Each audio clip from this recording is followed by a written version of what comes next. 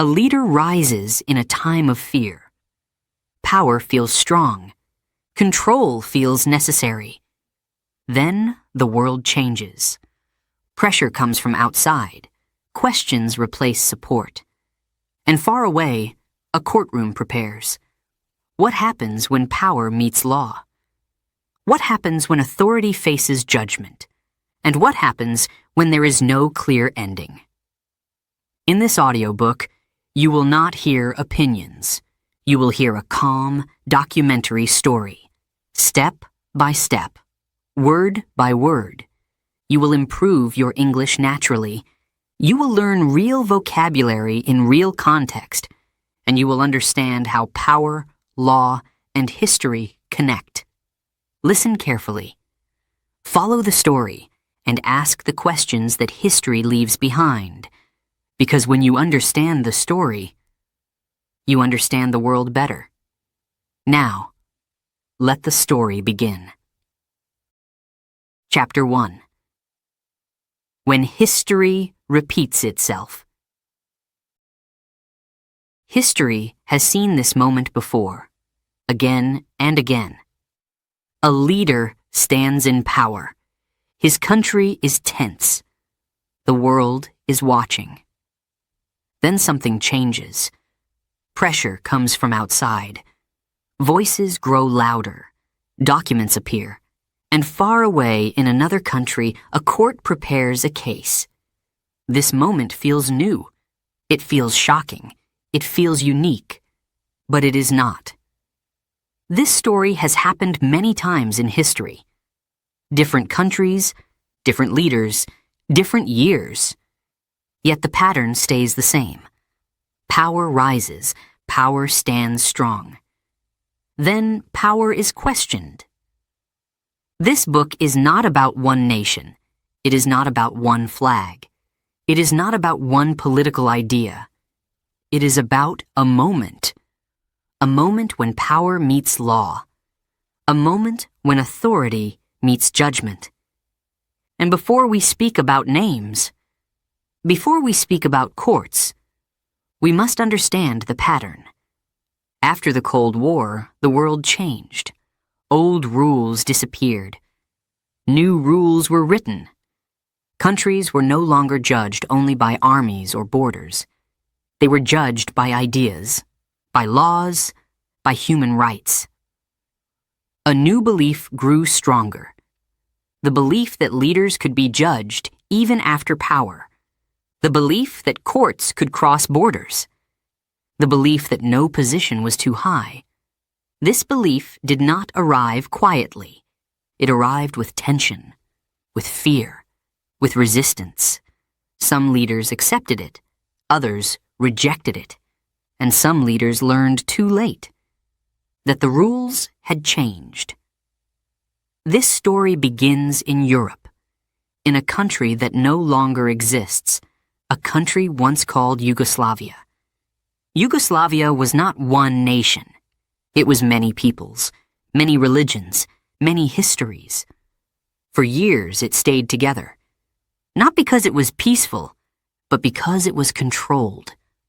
When that control ended, everything moved fast.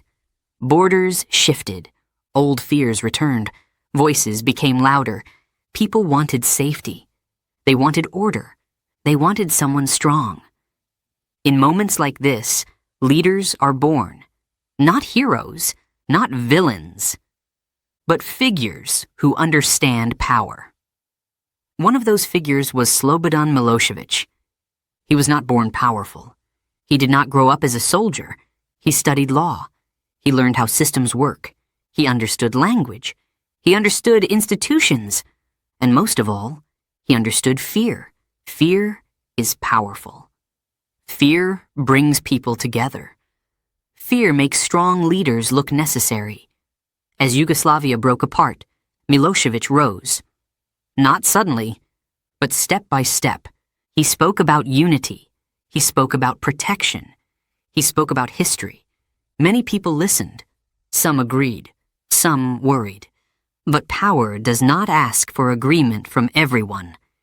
It only needs enough support. Soon, Milosevic stood at the center of power. Inside his country, he was a president, a decision-maker, a symbol. Outside his country, he was something else. The world did not see him as he saw himself. The world asked questions. The world collected reports. The world began to watch closely, and while power was still strong at home, something else was forming abroad. Not an army, not a battlefield, but files, witnesses, and legal words. A court was preparing, not in Belgrade, not in Serbia, far away. At this moment, Milosevic was still a leader, still giving speeches, still making decisions, but history was moving quietly around him. This is how it often happens. Power does not fall in one day. It weakens slowly, piece by piece. And when power finally meets the court, it is already too late to return. This story is not about guilt or innocence. It is about systems, about rules, about how the modern world works. In the next chapter, we will enter this broken country. We will see how power truly rises and why people follow strong leaders in dangerous times. But for now, one question remains. If history repeats itself, why do leaders still believe that this time will be different? Chapter 2. A Country Looking for Order. The story does not begin with shouting crowds. It begins with silence.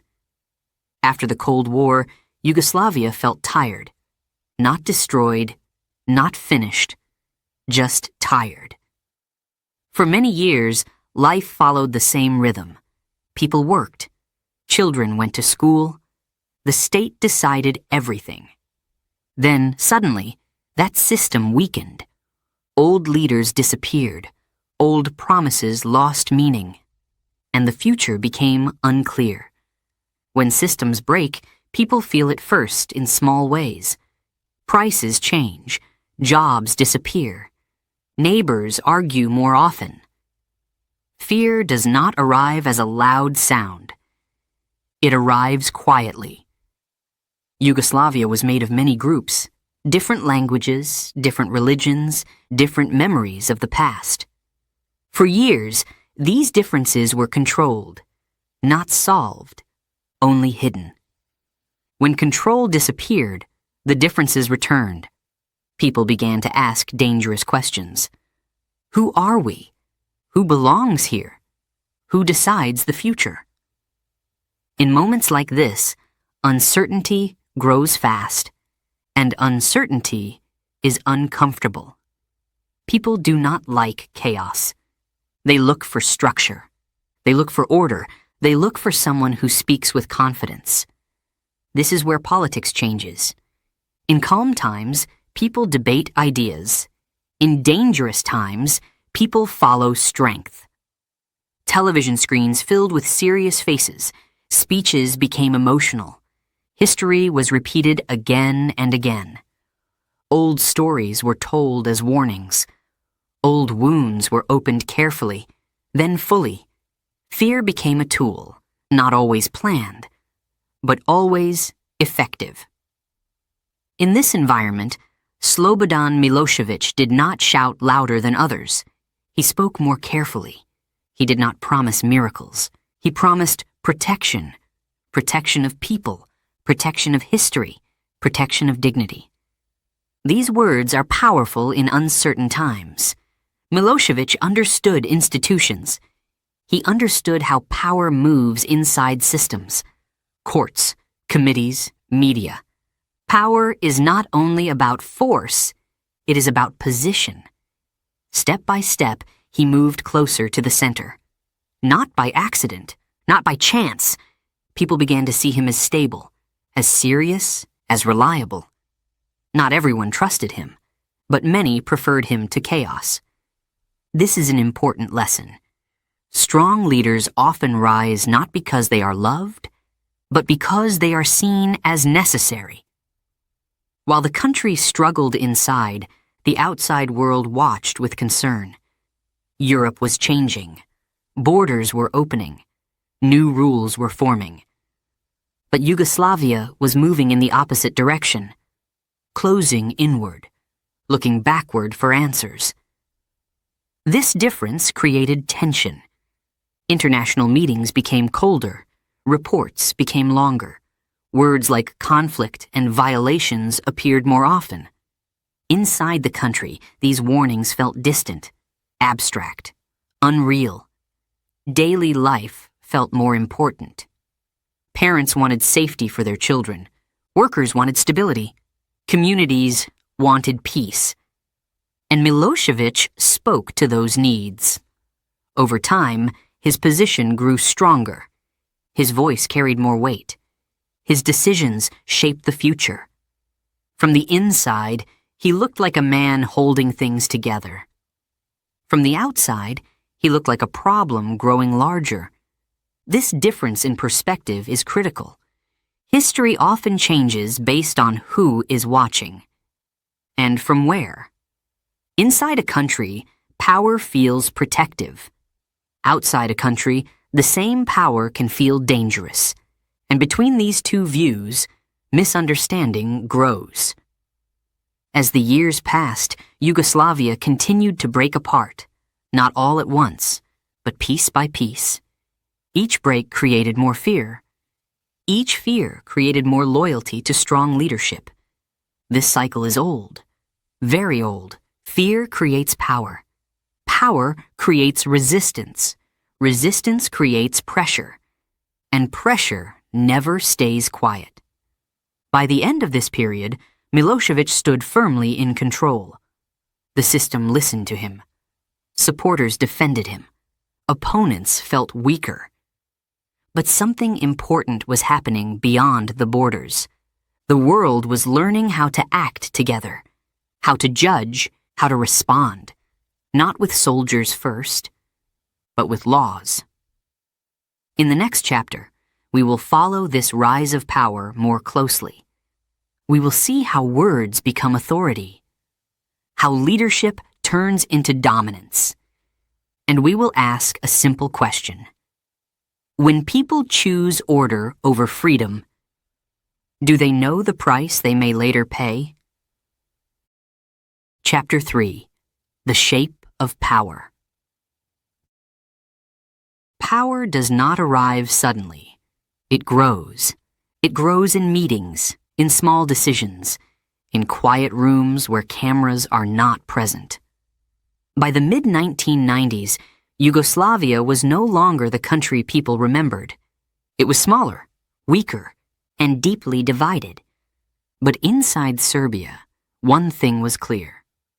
Power had a center, and that center was Slobodan Milosevic. He did not rule alone. No leader ever does.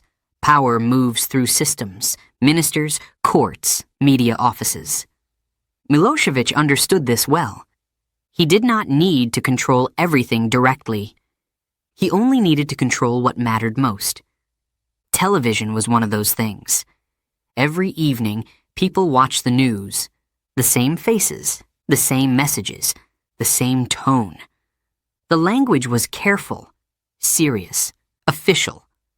Problems were explained as necessary struggles. Pressure from outside was described as unfair. Criticism was framed as danger. This kind of language shapes reality. When people hear the same message every day, it becomes familiar. And familiar feels safe. At the same time, opposition voices grew weaker. Not always silenced, but pushed aside. Some lost access. Some lost influence. Some lost hope. Power does not need to destroy all resistance. It only needs to make resistance ineffective. Inside the system, Milosevic appeared calm, confident, in control. He spoke as a statesman, not as a revolutionary. This made him acceptable to many who feared instability. Elections came and went. Results were contested. But the system held.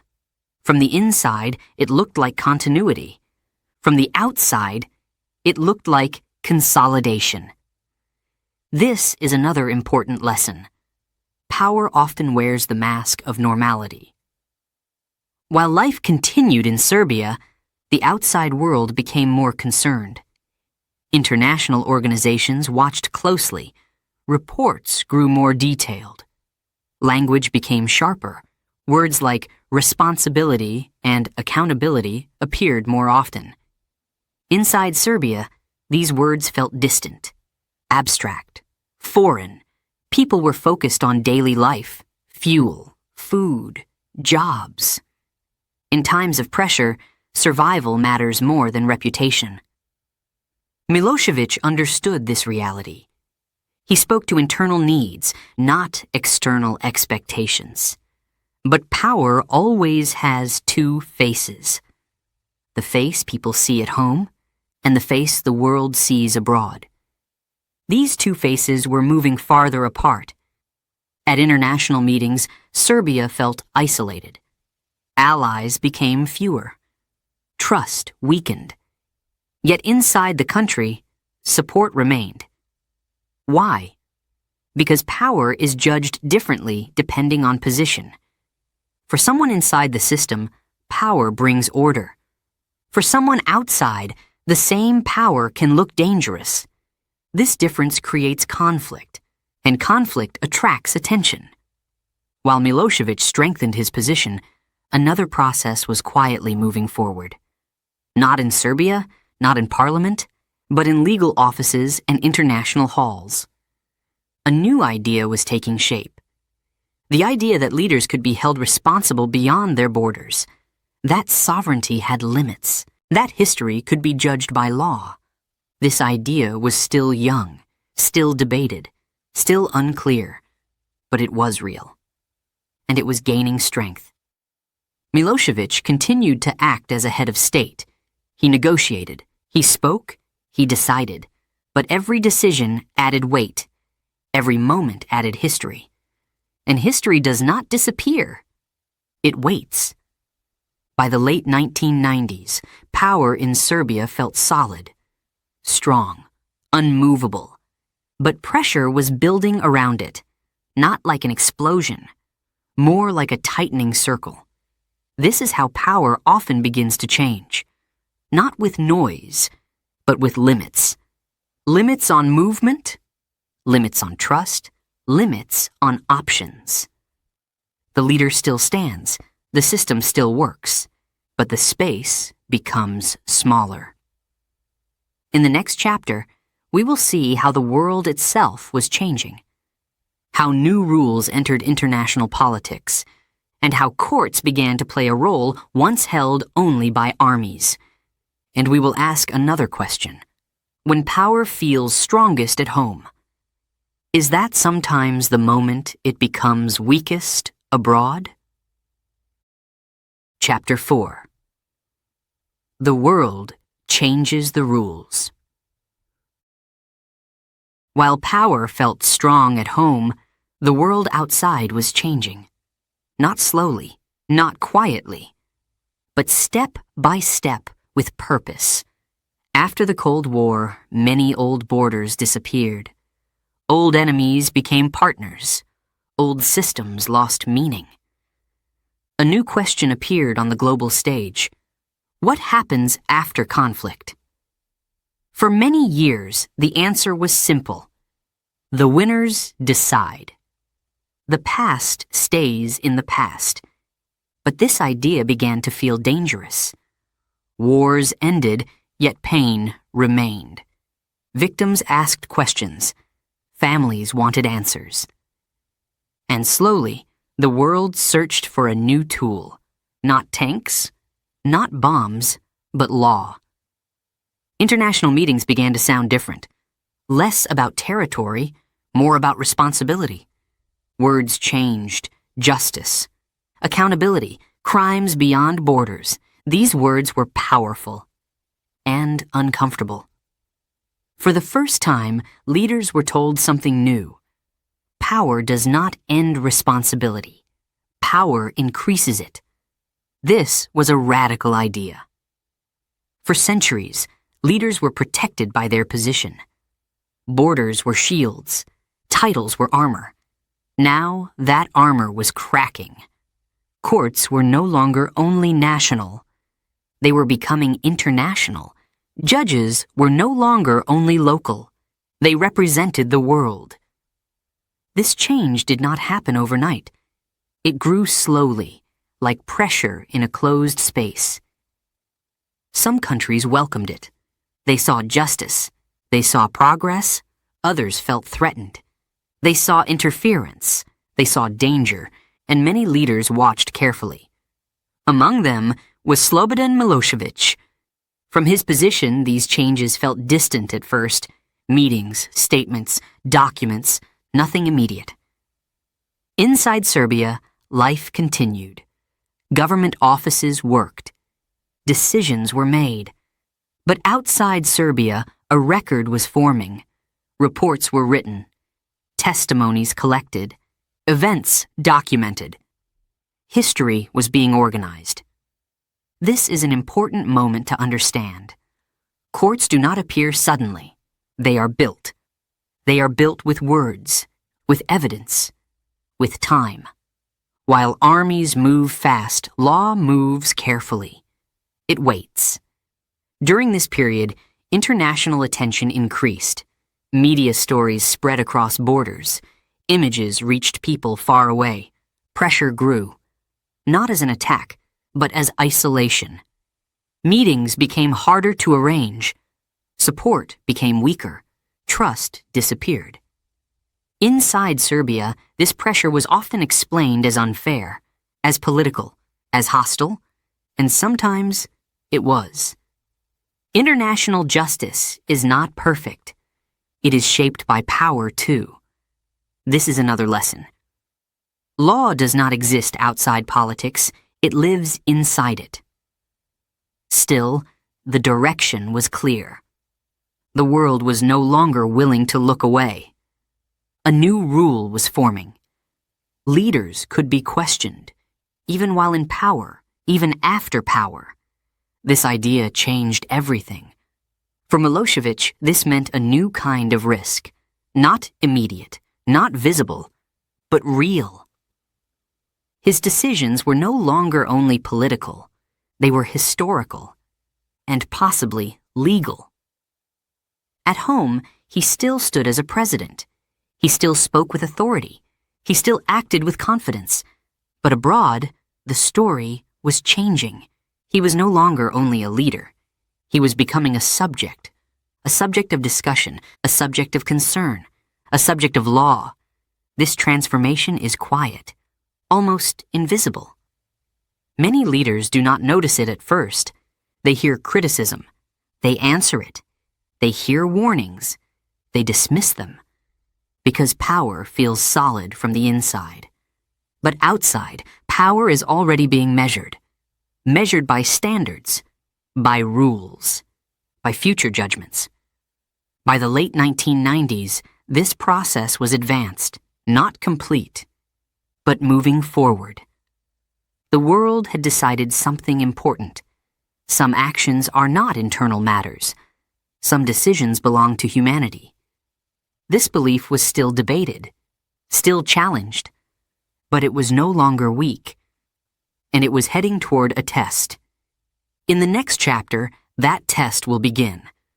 We will see how a leader becomes a defendant, how words turn into charges, and how distance changes everything. But before that, one question remains. If the rules of the world change, how long can power pretend they do not exist? Chapter 5. From President to Defendant. Power does not disappear suddenly. It changes shape. At first, nothing looks different. The leader still speaks. The offices still work. The system still moves. But behind the scenes, something has shifted. By the end of the 1990s, the pressure around Serbia was no longer distant. It was close. It was direct. Sanctions tightened. International meetings closed their doors. Isolation became real. Inside the country, this pressure was explained as injustice, as foreign hostility, as political games. Many people believed this. Some doubted it. But daily life left little space for debate. Food mattered more than headlines. Jobs mattered more than courts far away.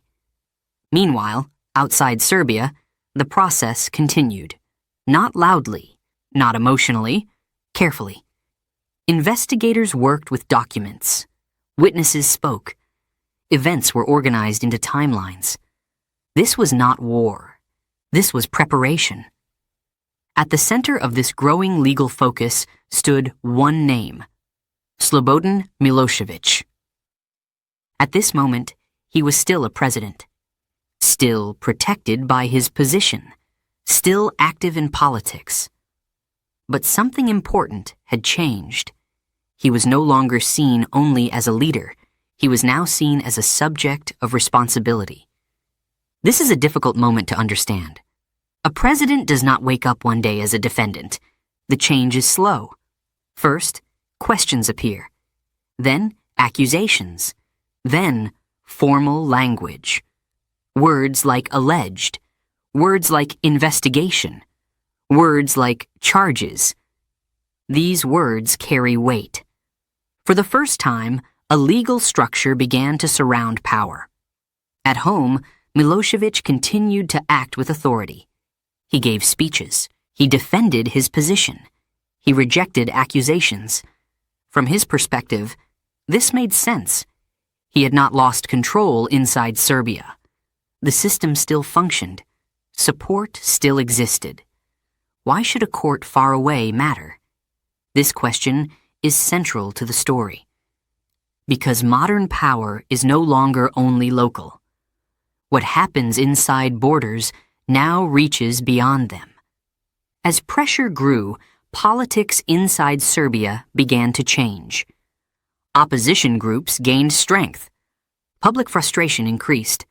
Elections became more tense. Trust weakened.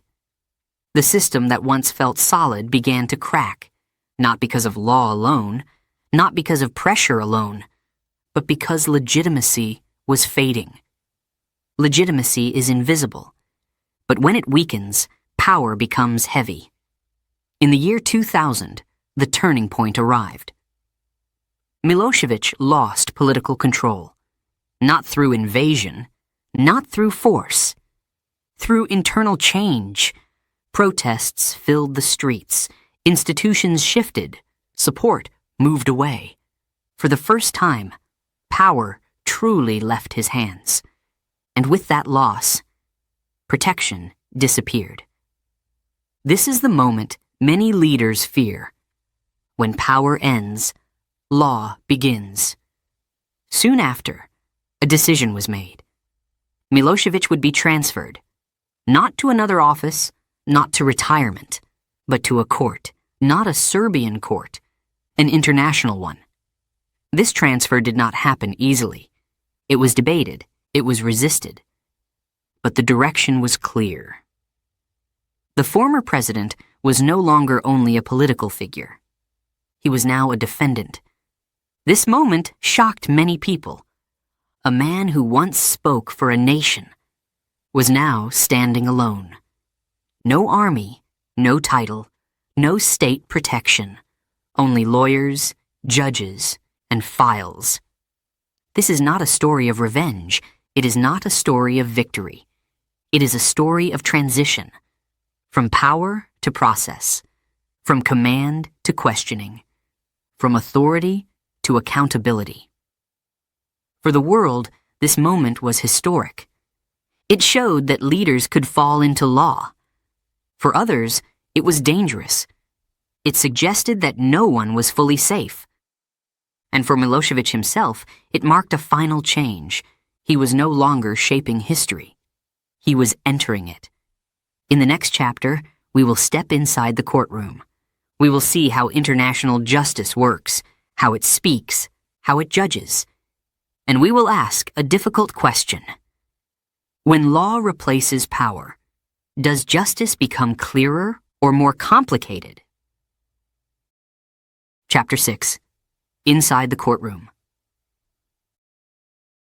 The room was quiet. No crowds, no flags, no speeches, only walls, desks, and microphones.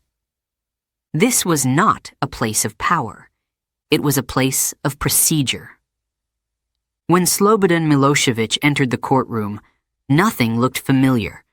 No supporters, no advisors from the state, no symbols of leadership, only judges, lawyers, and guards. This is how international courts work. They remove titles. They remove positions. They remove history. What remains is one thing: the individual. For many people watching around the world, this moment felt unreal. A former president, standing alone, answering questions. For others, it felt necessary. They believed this was justice, long delayed, but finally present. Inside the courtroom, time moved slowly. Every word mattered. Every sentence was recorded. Every detail was examined.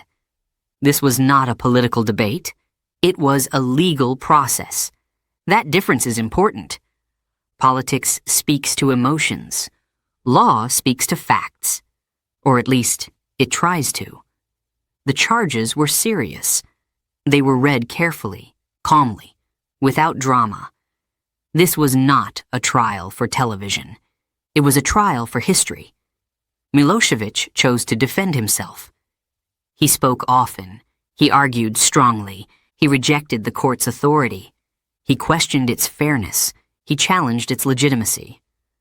From his view, this court was political, biased, unjust. Many of his supporters agreed. They saw the courtroom as another battlefield, not of weapons, but of words. This is another lesson. Courts do not end conflict. They move it into another form. Lawyers spoke. Witnesses appeared. Documents were presented. Stories were told. Timelines were drawn. Years of events were placed into legal language. This process was slow, painfully slow. Days turned into months. Months into years. Outside the courtroom, opinions divided. Some said the trial was too long, too complex, too expensive. Others said justice takes time, and shortcuts destroy truth. Inside the courtroom, the judges listened. They asked questions. They waited. This waiting is part of justice. Unlike power, law does not rush, but time is not neutral. As the trial continued, Milošević's health weakened. Hearings were delayed. Schedules changed. The human body became part of the process. This created frustration. Some feared the trial would never end. Some feared there would be no judgment. And that fear was justified, because law depends on time, and time does not wait. Throughout this period, the courtroom remained calm, orderly, controlled. But outside, emotions remained strong. Supporters protested. Critics demanded faster action. The world watched and waited. This trial represented something new. Not perfection, not certainty, but possibility. The possibility that leaders could be questioned, that history could be examined by law, that power was no longer untouchable. Yet the process also revealed weaknesses. International justice is complex. It is slow. It is fragile. It depends on cooperation, on politics, on stability, and it can be interrupted. As the years passed, the outcome remained unclear. No final decision, no closing statement. Then, one morning, the waiting ended. Not with a verdict, not with a sentence, but with silence. Milošević died before the trial reached its conclusion. The courtroom closed its doors. The case stopped. No judgment was given. For many, this was deeply unsatisfying. They wanted answers. They wanted clarity. Instead, they received uncertainty. This ending raised a difficult question. What happens when justice has no conclusion? Did the process fail, or did it still matter? Because even without a verdict, something had changed. A line had been crossed. A former president had stood in court. He had answered questions. He had faced law. This alone reshaped history. In the next chapter, we will look at this ending more closely. We will explore what it means when trials end without answers, and how unfinished justice affects memory. And we will ask one final question. If a court speaks, but history gives no verdict, what lesson does the world truly learn? When the trial stopped, the world felt confused. There was no final day in court, no clear ending, no sentence read aloud, only silence. For years, people had followed the case. They watched hearings. They read headlines. They waited for a decision. And then, suddenly, it was over. Not because justice was complete, but because time had won. The death of Slobodan Milošević closed the courtroom doors. The judges stopped. The lawyers left. The files remained. But the process ended. This kind of ending is rare and uncomfortable. People like clear stories. They like beginnings. They like conclusions. This story offered none. For supporters of Milošević, the ending felt like proof. No verdict meant no guilt. No sentence meant injustice. They said the court failed. They said the process was unfair from the start. For critics, the ending felt empty.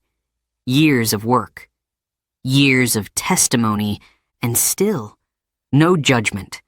They said justice was incomplete. They said the truth was left unfinished. Both sides felt unsatisfied. And that is important, because this case was never only about one man. It was about an idea. The idea that leaders could be judged by law. The idea that power had limits. The idea that history could face a courtroom. Did that idea fail? Not completely. Even without a verdict, something had changed forever. A former president had been arrested, transferred, placed on trial. This had never happened on this scale before. The image alone mattered. A man who once commanded institutions now answered questions. A man who once spoke for a state now spoke only for himself. This image traveled far.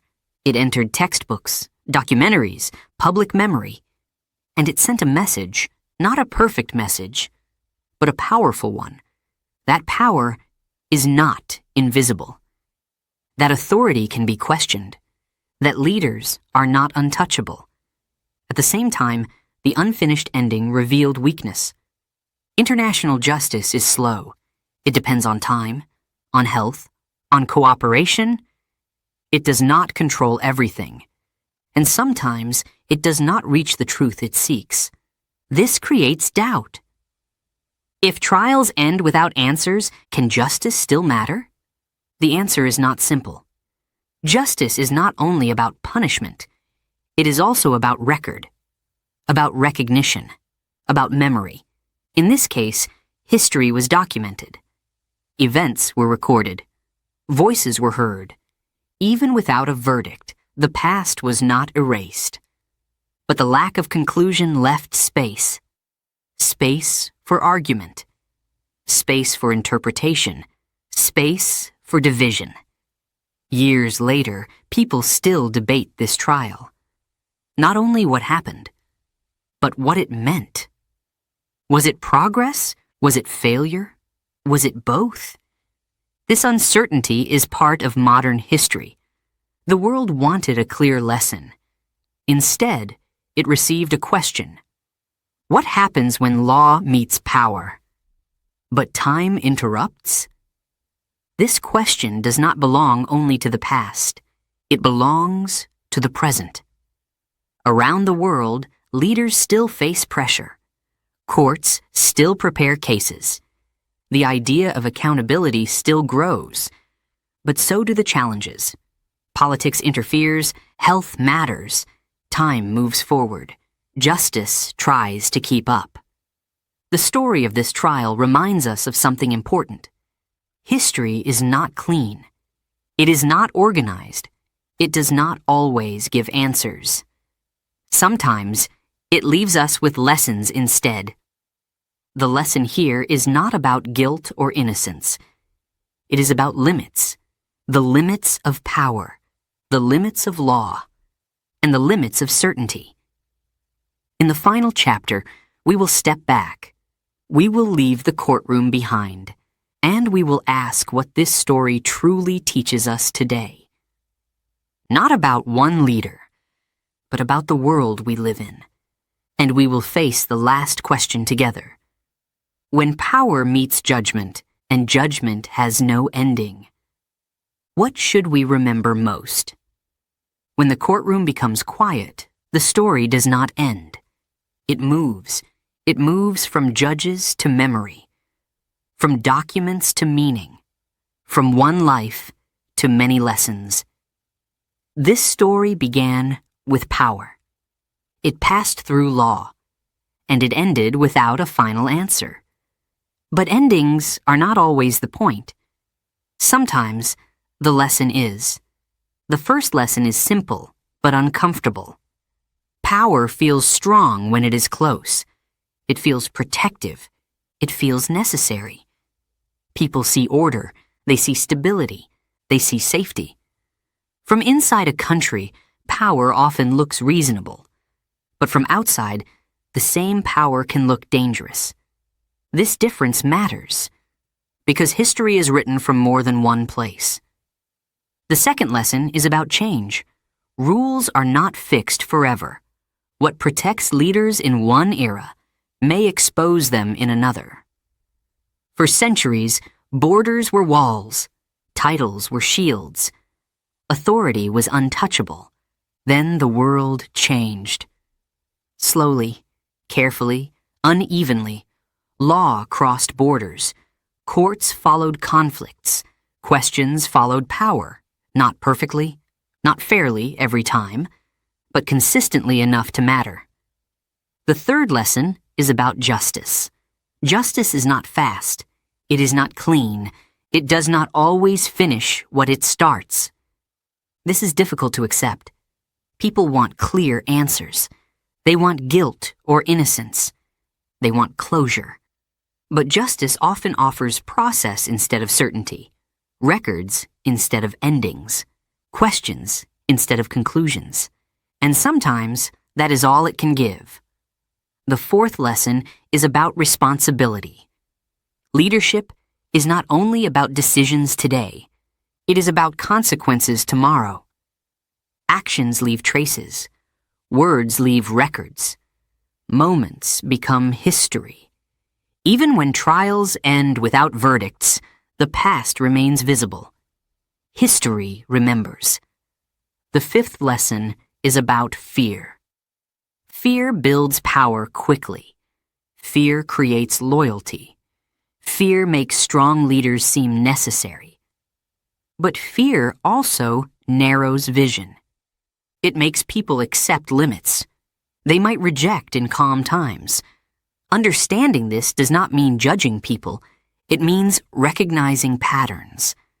Because patterns repeat. This brings us to the most important lesson. This story is not unique. It is not limited to one country. It does not belong to one decade. It is a modern pattern: pressure, power, law, and uncertainty. Around the world, similar moments appear again and again. Leaders face accusations. Courts prepare cases. Supporters and critics argue loudly. Some stories end with sentences. Some end with silence. But all of them leave marks. The question is not only what happens to leaders. The question is, what happens to societies? Do people learn to question power earlier? Do systems become more transparent? Do institutions grow stronger? Or do fear and division grow instead? This story does not tell us what to think. It shows us what to notice. It asks us to look beyond headlines, beyond emotions, beyond simple answers. It invites us to understand how the world works, not as we wish it to be, but as it is. For English learners, this story offers more than language. It offers context. Words like power, law, and justice are not just vocabulary. They are forces. They shape lives. They shape nations. They shape history. Understanding them helps us understand the world. And understanding the world helps us speak about it clearly. This is why stories like this matter. They slow us down. They add depth. They replace noise with meaning. As this audiobook ends, one final thought remains. History does not repeat itself exactly, but it often rhymes. The names change, the places change, the details change, but the pattern returns. Power rises, power is questioned, and the world watches. What happens next depends on many choices, by leaders, by institutions, by ordinary people, and by those who remember. So the final question is not about the past. It is about the present. When the next moment comes, when power faces judgment again, will the world be ready to understand it better than before?